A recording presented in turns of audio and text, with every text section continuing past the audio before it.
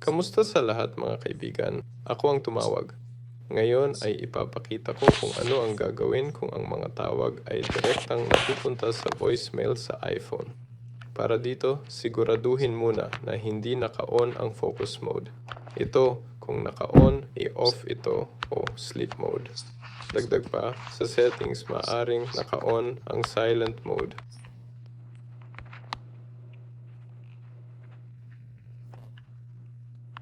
Silent mode at silent mode. Alinsunod dito? I-off ito. Narito ang silent mode na makikita sa itaas.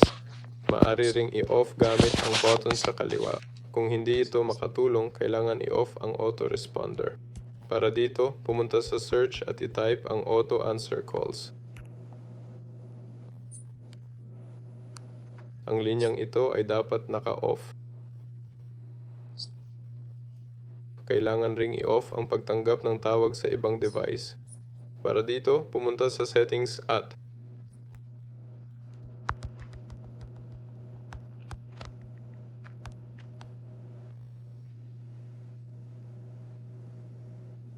kasi tumunog na.